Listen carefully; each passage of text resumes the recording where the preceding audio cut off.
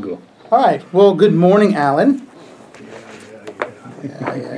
All right, we are on the doctrine of sin, and we are moving along through Guthrie. I think we're halfway through, almost halfway through his book. Let me see. No, we are halfway through, so good job sticking with it. I just put a letter in your mailbox. So last week we had the introduction, and this week we're going to talk about three basic forms of sin and what sin is. Yes.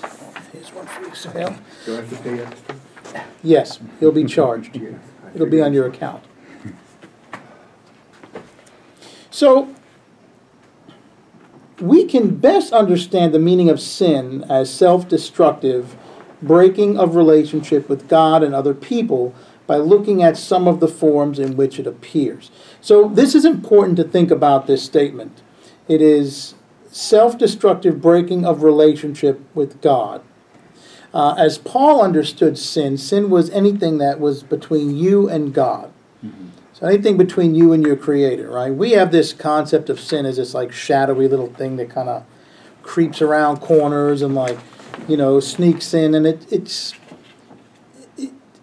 to the Jewish authors of the Bible and to the apostles, it is more of this concept of whatever gets in between you and God. So, it's some form of idolatry, right? So sin could be, it's this idol that I just created, right?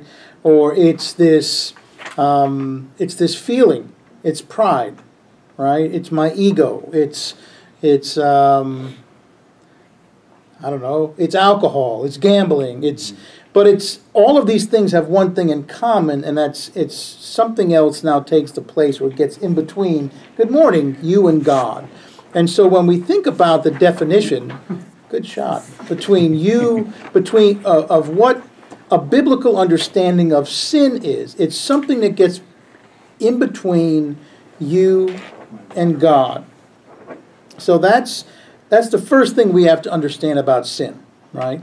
That it's not this creepy crawly thing that hides behind rocks getting ready to leap up at you and attach itself and say, ha, ha, ha, now you have sin. And it's this practical thing that we allow to trip us up.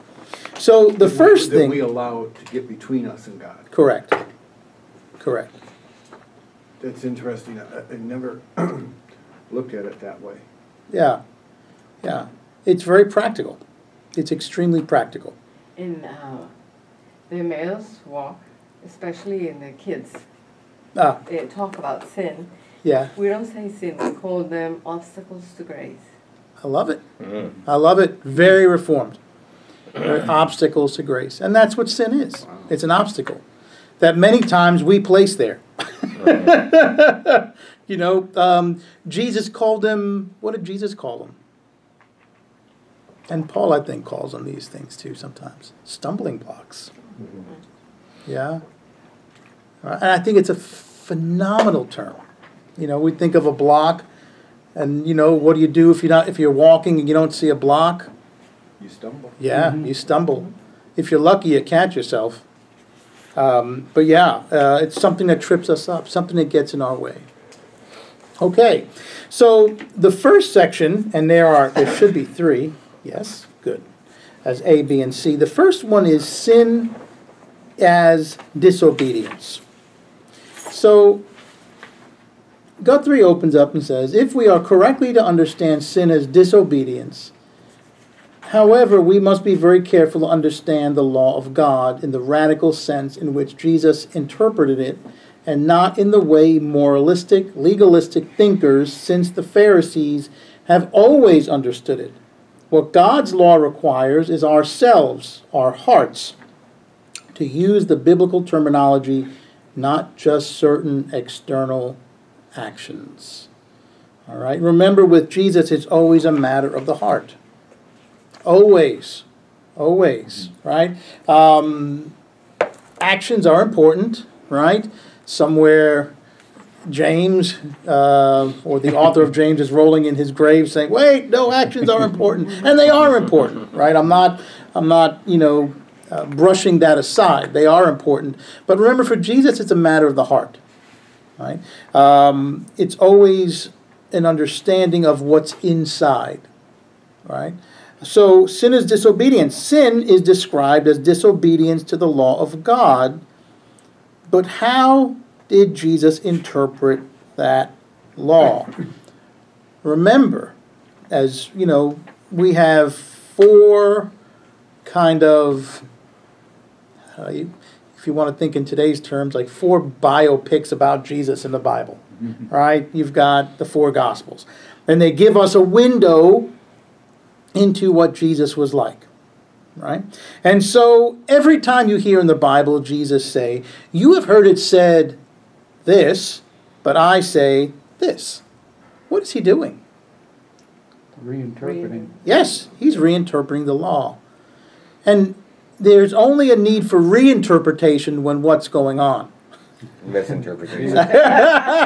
Misinterpretations going. That's exactly what happens.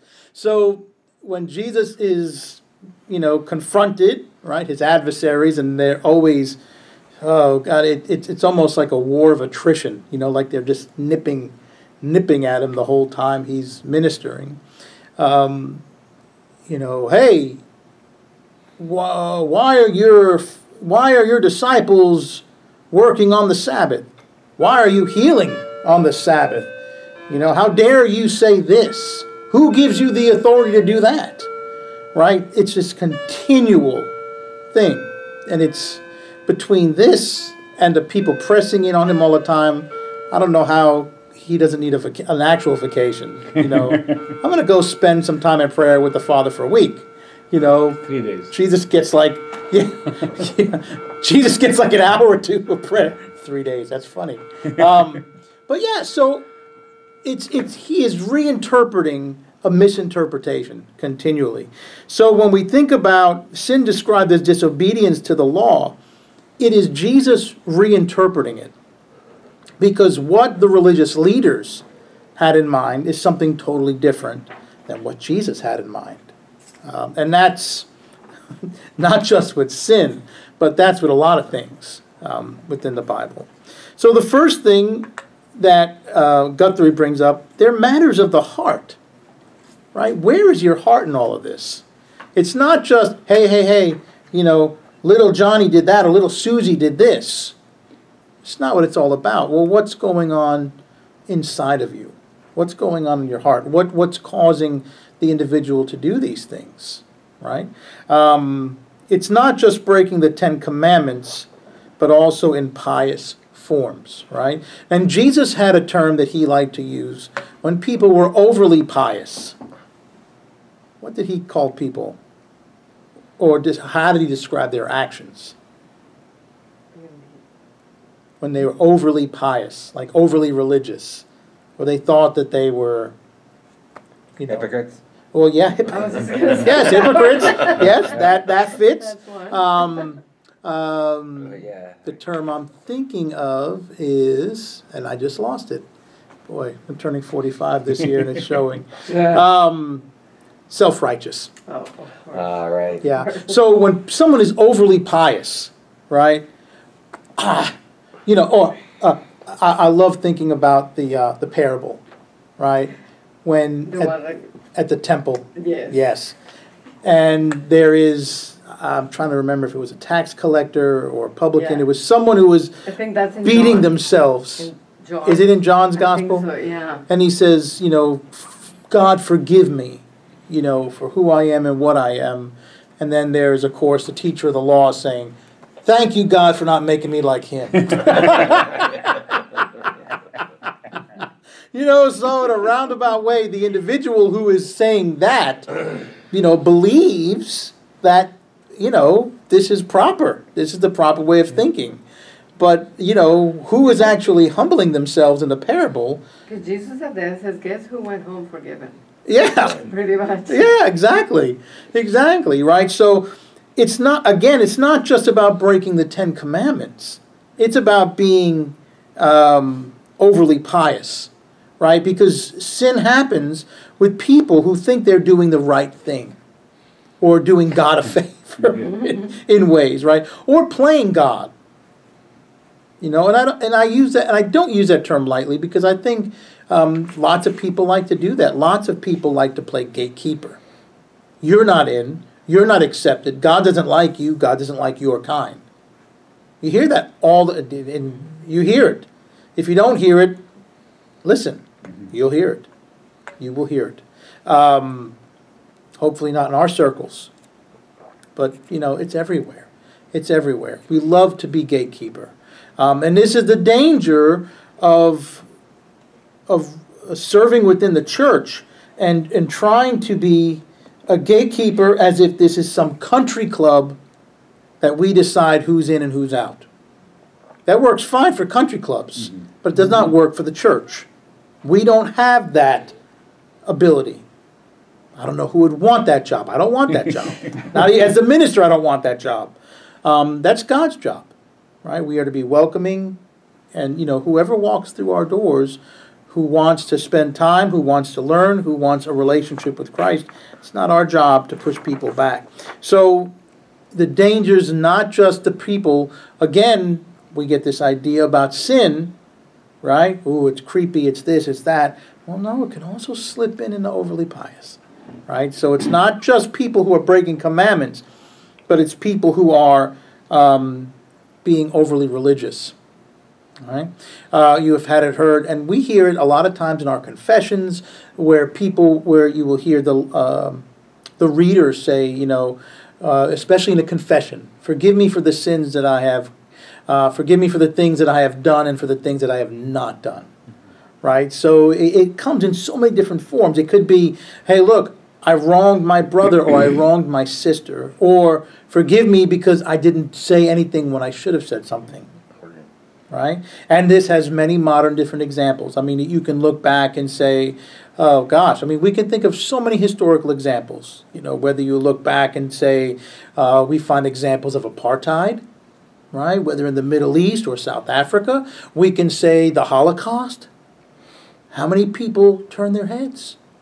Or we can think of the story, and I want to say it was in New York, when there was a woman, and I don't know, I'm trying to pinpoint, but there was a woman who was being attacked, and she was screaming, "Help, help, help," and everyone was just pulling their blinds because they didn't want to get involved. Genovese. Yeah. Thank you. Right. And so doing nothing sometimes is just as bad as doing something that we would perceive as bad. Yeah. So it's doing and it's not doing, right? So whenever we think that, you know, Jesus is the easier route than the law, you know, sometimes I have to remind people, I don't know about that. You know, Jesus demands a lot of us. It is, the term sin in Greek is hamartia, isn't it? Which, and I remember that because I give that talk at Chrysalis, and so it means missing the mark. It's an archery term, and it means to miss the mark. I love it. And so to explain to the kids, you know, we have this, you know, the target sign, and to sin is to miss the mark. Is to miss the mark. So like you said, to do it or to not do it. Yeah. You didn't hit the mark. You didn't hit the mark. I love it. I'm sure I learned that somewhere in Greek class. Well, that's a great. It is when you readjust, that is your mark. Now, did you say that? It wasn't sin, it was... Yeah, it is to miss the mark. What? He had another word to go back? In archery, when you redirect your mark, is after you sin, what do you do after you sin? You repent. Repent. So maybe that term in Greek also is to repent is because it all has to do with archery, which I don't know why in Greek. We'll have to figure it out. That was the main form of weaponry. At the time? Yeah, and the main form of hunting for food. And the main form of blocking out the sun. Oh wait, isn't that in some story and like? Oh, with the archery. Well, I forget, but it was one of the big stories. But they say that they they blocked out. They like shot so many arrows in the sky that they Oh, blocked out the oh, sun, and it was. They made a movie of it recently. Was that out of 300? Was that the? Yeah, I think it's the story behind 300. Yeah, The Spartans. yeah. Yeah, and I did like the movie because it kind of mixes the mythology into the actual battle. History, Yeah, and that's the way, you know, when you look at the ancient people, that happens all the time. Right. My favorite example is looking at Pliny the Elder's Natural Histories.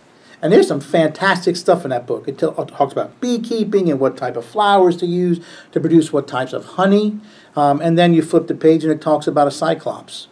Don't go to this island, the cyclops lives there. And if you do, he'll beat you to a pulp. You know, so it's like... I was just reading yesterday, I forget the dude's name, but, and this was 16th or 17th century, and he was a British naturalist, and he had all sorts of stuff, but then stuck in there was like mermaids and the Kraken. Yeah. Yes, yeah, and it's amazing, you know, and it's not throwing away the baby with the bathwater. It's to say, you know, ancient peoples did believe in these things, but look at their strives in these things. You know, I mean, they were beekeepers long before we were beekeepers. You know, they were figuring things out, but you know, they had mythological, you know, beliefs. I mean, you're talking about ancient people, some of them who believe, like the Romans who believed that, yeah, you know, our founders were these two twins that were raised on wolf's milk. Yeah. You know, of course we're going to be the tough guy in the Mediterranean. We're raised on wolf's milk. I mean, if that's not giving sons of Mars, you know, yeah. But that Real quick. explains the Italians. It was a Danish guy. That's right. Eric Pontificaten, and he lived from 1752 to 53. So yeah, in the 18th century, he was like, and mermaids. Yeah. The science of the mermaid. Right next to sperm whales and Yeah, so you don't have to go as far back as the ancient people. I mean, you're almost in, God, when did the Enlightenment start? The late 1700s? Yeah. So, I mean, you're not talking about a million From years what, ago. 1752 to what? Maybe that's when he wrote. it was first described. Yeah, it was first described by the Dane Eric Pontoppidan, talking about the Kraken in 1752 to 3. Right, because he didn't just live for a year. Yeah. Or he That would was be very impressive. gifted. True prodigy. That would be very impressive. So repentance in Greek is metanoia, which means a change of mind or change of heart. Yeah. Yeah. Yeah. That one I do remember. All right, so, and it's also not just idol making. It's not just killing. It's not just bank robbing. That one is good.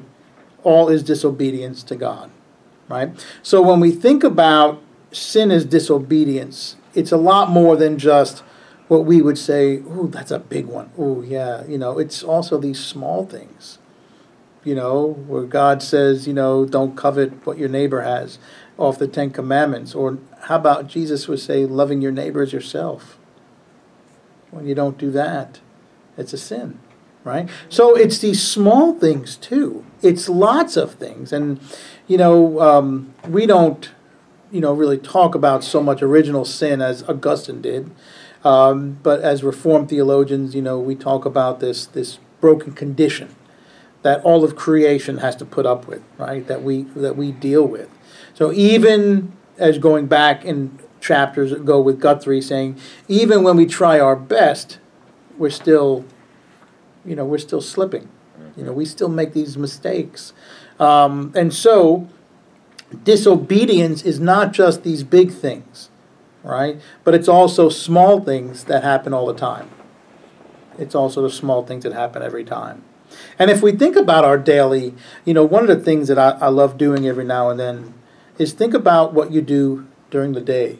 Think about opportunities we have and how many we just kind of, whether we ignore them, whether we decide to skip over them, whether we're afraid to do something that's the right thing to do. It could be so many different things. But I think this is important because when we think about disobedience, it's not just the big things. It's not like when you get home at night and you pray and say, oh, I did good, God. I didn't build a golden calf today. Well, that's great. I didn't murder anyone today. Right. I didn't murder anyone today. Good. Right? But then Jesus would say, if you're angry with your brother, you already killed him. So, yeah, I mean, all I have to do is get behind the wheel, and I've already broken, I've already started racking these things up. Because it's like, and that's how easy it is to do these things. It doesn't take much. I love the movie, oh gosh, Al Pacino, I think it was called The Devil's Advocate. And it's Keanu Reeves is it Keanu Reeves, I think, is in the movie? It's very disturbing. It is, yes, it is disturbing. Keanu Reeves is like this hotshot new lawyer, and Al Pacino is like the head of the firm, I think, he brings him into. And so as the movie progresses, you figure out that Pacino is the devil. And he's trying to get him, and boy, and he defeats him. Keanu Reeves just does a great job, and he circumvents Pacino, and Pacino's like, you did it, And then at the end of the movie, Keanu Reeves is walking down the steps in the courthouse, and the press just goes right after him because he had just won this big case. And then as he starts talking about himself, Pacino just starts walking away, and he just smiles, and it says, pride gets him every time. Yeah, kind of. And he just walks away. It's and very disturbing. But it's just interesting. And I love when you see these movies when they deal with this subject matter, because we have interpreted, the relationship between Satan, the accuser, whether it's a physical person or whether it's personified evil. We've interpreted this concept in so many different ways. Needful things is another one, as Stephen King tries to wrestle with it, which I think he did a fantastic job. So it's The Master and Margarita. Yeah, The Master and Margarita. I think you told us about it. And I did. And I got the book too as well. Yeah, it's these things, you don't, we a lot of times we try to put the blame on something else, the devil. Whether you believe the devil is nipping at your heels or whether you believe it's personified evil, that's up to you to make that decision. But it's this idea, that something or someone is tempting and we fall for it. Or it's also the idea of putting the blame in someone else's camp. The devil made me do it. No, you did it yourself. Right? You did it yourself. We have to take ownership for our missteps. Because it's just like being the supervisor or the boss. It all runs downhill, and no matter what happens, you're responsible. Mm-hmm. You are the one responsible for it. All right. So the second one is sin as sensuality. Now this one we see a lot even within our own culture. Why do we think of fleshy sins bodily needs? Right? We have an uncanny way of ranking sin. Well, this one's the worst. This one. My sin is prettier than yours. Yeah, right. My sin is definitely not as bad as his sin or her sin. I'm okay. So when we think about our own culture, we place a great amount of importance on sensual sins. Now, this has been going on a long time. This is not just something that our culture has said, this is ours, No, this has gone on for a long time. Just go to the New Testament. Right? Think about, when they drag, the adulterous woman to Jesus. This is, and Jesus having to say, he who is without sin cast the first stone. And he's proving, hey, you guys sin too? And they drop all their stones.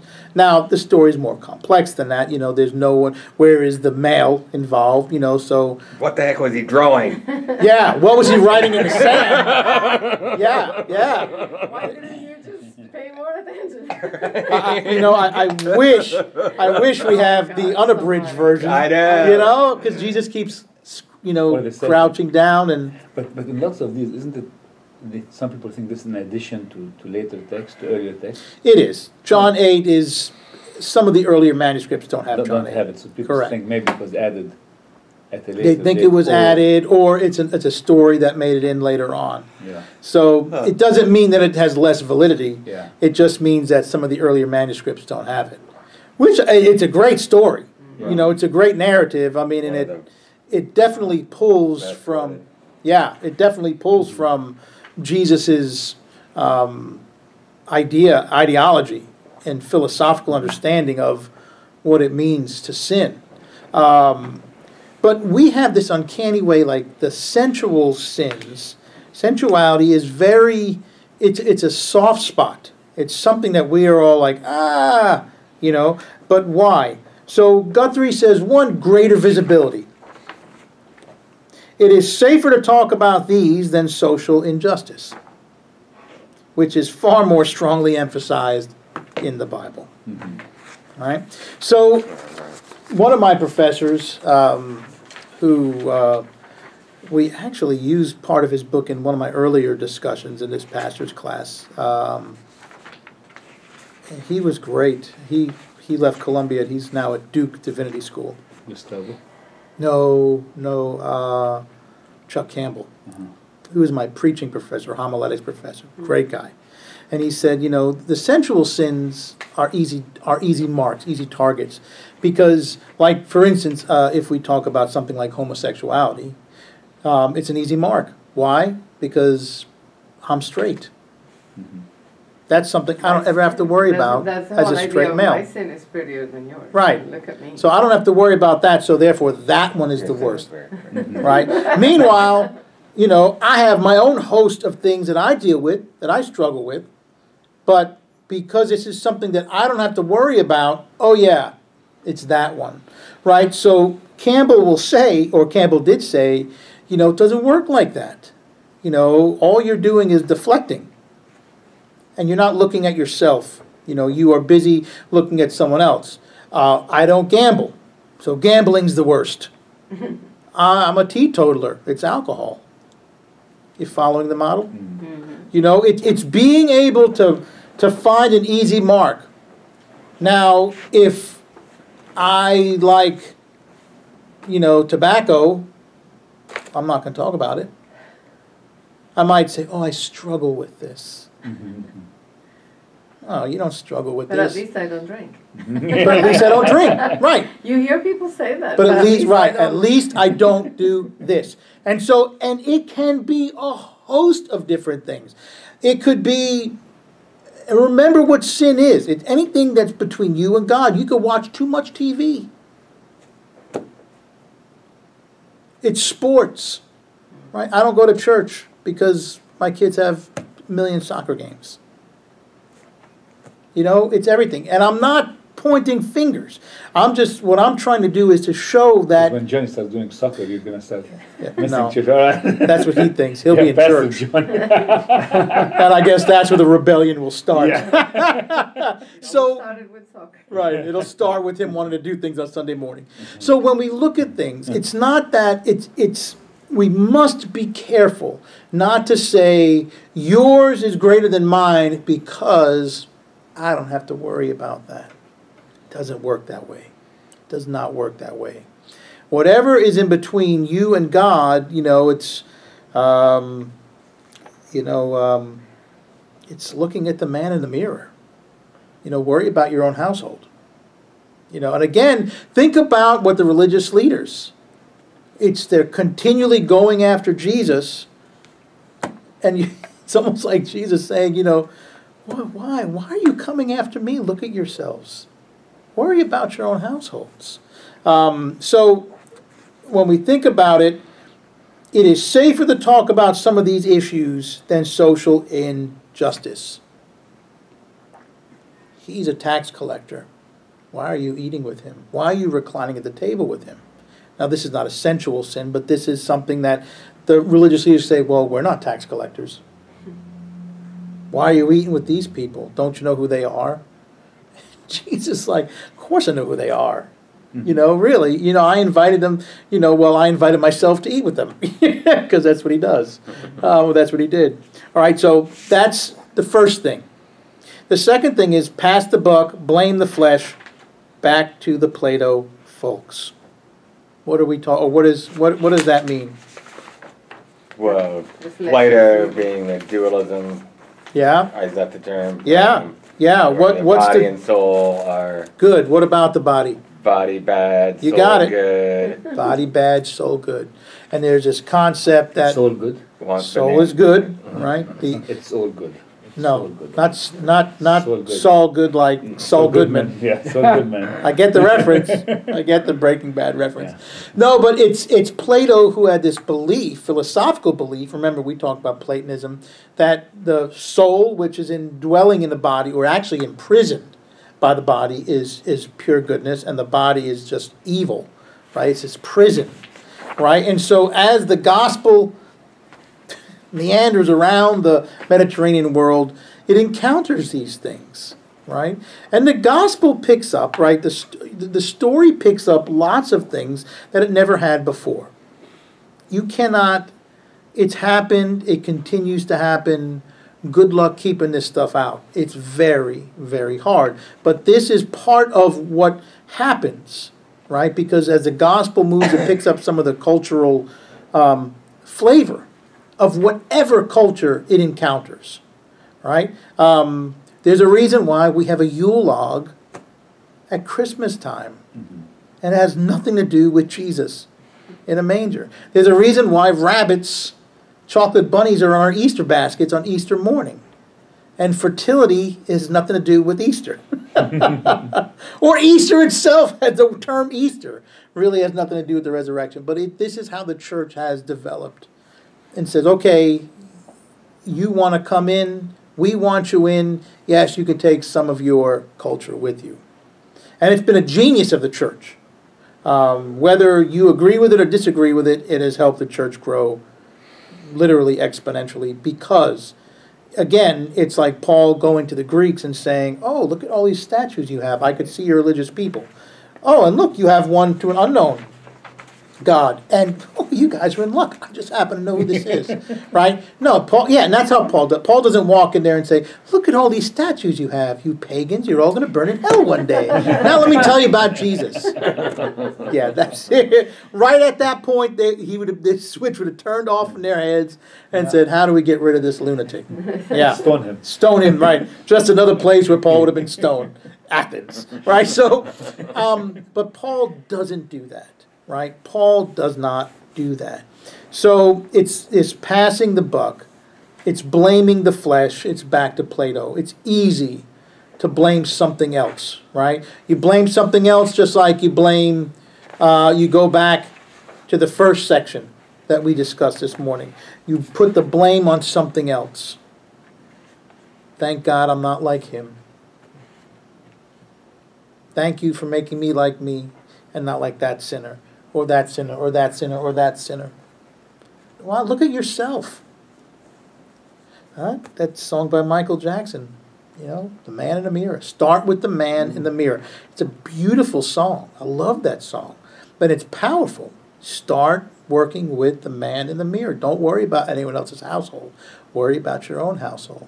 Don't try to pluck the speck of sawdust out of your neighbor's eye when you have a plank in your own, right? And it's powerful. And it seems so silly, and yet it's something we all trip over.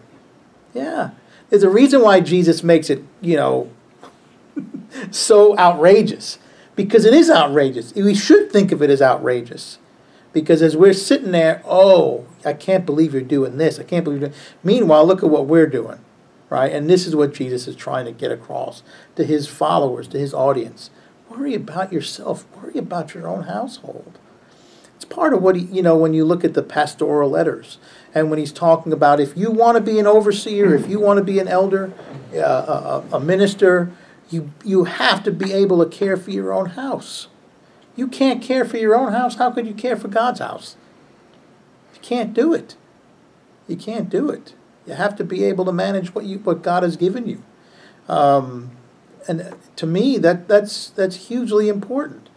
Look at how many ministers are not able to do that because they want to make sure, and it's good. What's driving that is not a bad thing, right? They want to be a good pastor. They want to care for the church, but if their own family's in disarray, they're not doing something, right? So it's make sure you care for your own family as well as doing this, and if you can't, then scale back a bit. But you have to be able to do that. You have to be able to do that. We need to remember that sensual sins must be studied under 3 conditions. A, this is only one form that sin can take, and it is not necessarily the worst. That's the first. The second, the source of all sin is what? The heart. Is the heart. Yeah. And the third, it must be understood in personal terms. Sex, food, alcohol, neutralities by themselves. So let's unpack this. So 2:16 for the first one, right? So first, such sins as sexual immorality, drunkenness, and gluttony are safe sins to talk about. Everyone already knows that they are wrong. They are often more prevalent or at least more visible among people outside the church. And no one is offended so long as we are talking about other people's sins. Remember, we already breached that subject. It is safer and easier to talk about personal immorality than about social injustice. Again, keep that in mind, which is emphasized so much stronger. All right. Okay, here we go. We must not forget that this is only one form sin can take. If I am better off than some others in this respect, that does not mean that I am less sinful than they. It would be hard to argue that the moral, law-abiding Pharisees were less sinful than the prostitutes and tax collectors, especially in the light of other scriptures. Not to mention the part the Pharisees played in the crucifixion of Jesus.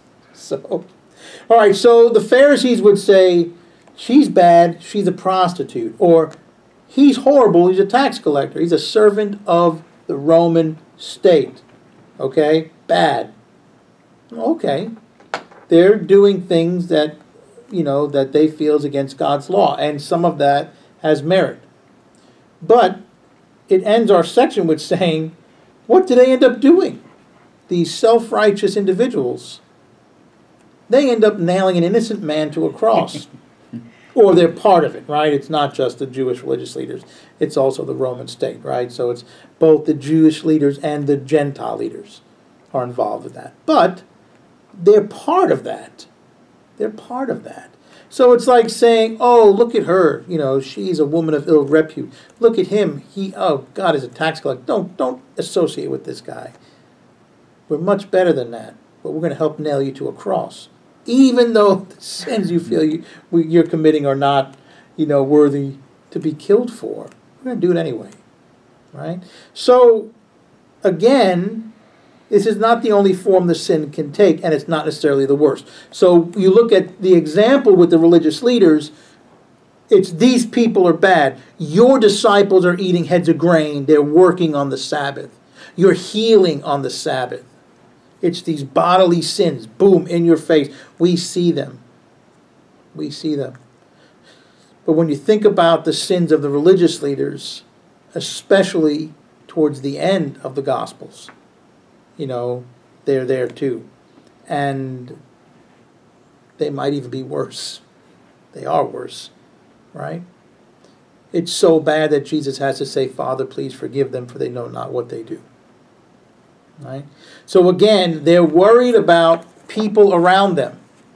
If you're a religious leader and you're not a tax collector, do you have to worry about the sins of the tax collector? Nope. If you're a religious leader and you're not a prostitute, do you have to worry about being a prostitute? Nope. So it's her, it's him. Shame, shame. How dare you intermingle with these people? So, right, they pick the sins that they don't have to worry about. And yet, their sin comes into, right?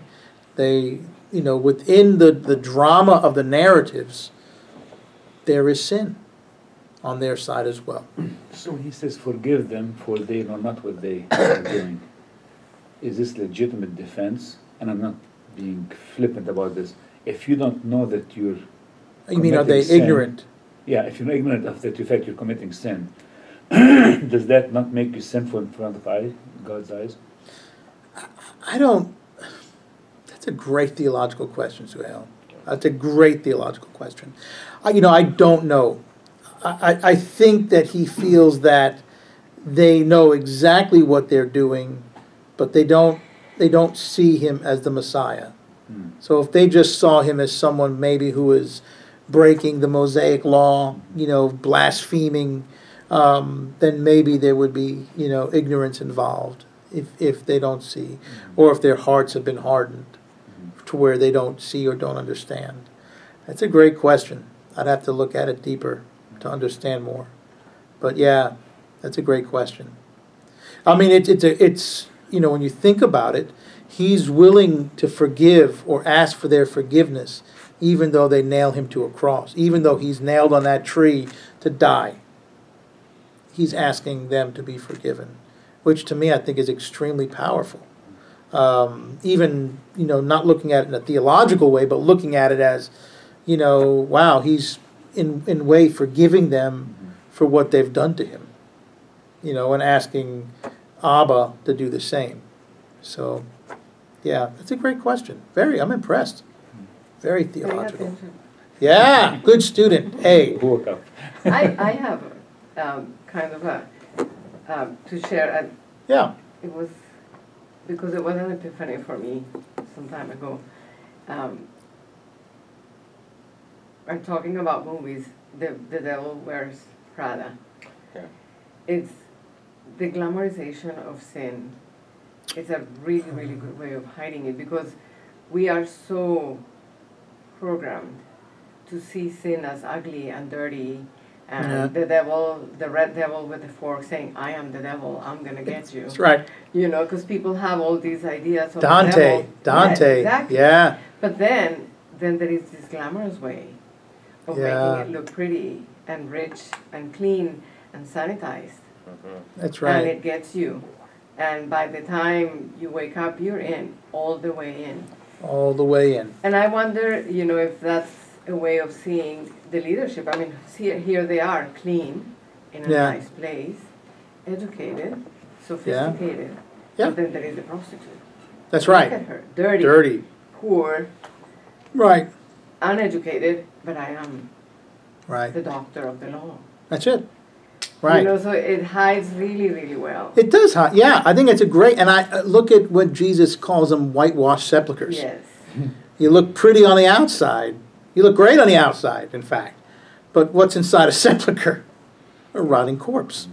And for us, it's the glamorization. I mean, Yeah. there you are. Yeah. Educated, clean, rich. Yeah, it's okay. Wearing Prada. Because, right, wearing Prada. Right, wearing Prada. Instead of looking at, the heart.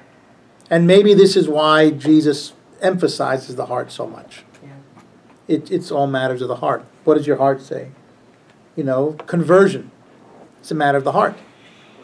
It's a matter of the heart. It's a change, right? To be part of the church, we have to undergo some type of conversion. Now, I'm not saying everyone has to be riding a horse and gets zapped by light and we fall off. And, it doesn't happen like that. In all cases, it could just be like Timothy. He was raised by a Christian grandpa, And either one is legitimate. But there's got to be some type of change of heart, right? But it's internal. It's internal. I think what Guthrie continues to stress through this section is, don't think just because you look pretty on the outside that you don't sin. Don't just point to people. And according to Guthrie, it's almost like a diversion, right? Don't look at me and don't worry about me. Look at her. Look at her lifestyle. Look at his lifestyle. Nowadays, because we really don't, I don't know how many people of ill repute we come in contact with. When we think of tax collectors, yeah, you might not like them, but, they sit in a big office building and you mail your little slip to them. Yeah. But we think about the opioid epidemic. Exactly. Think about heroin. In our town, we think about the homeless that we are around all the time. And so it's so easy to slip into that, and as Christians, we must be careful. With the HIV epidemic. Right, Oh HIV, my God. right, especially in the 80s. HIV. You're being punished. You're being Look at punished. you. Right. And so we must be careful not to slip into that groove, because it's, again, it's not. It's not like that. It's saying that, we all have issues. And instead of sitting there judging, Jesus would say, get up and go serve. Get up and care for that individual. Get up and feed that individual. It's not about you trying to be who's right and I'm better.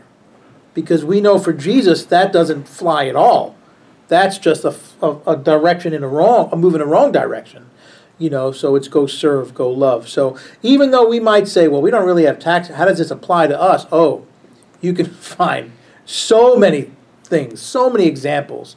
The only thing that limits us is our imagination. We just have to open our eyes. All right. See you next week. Thank you.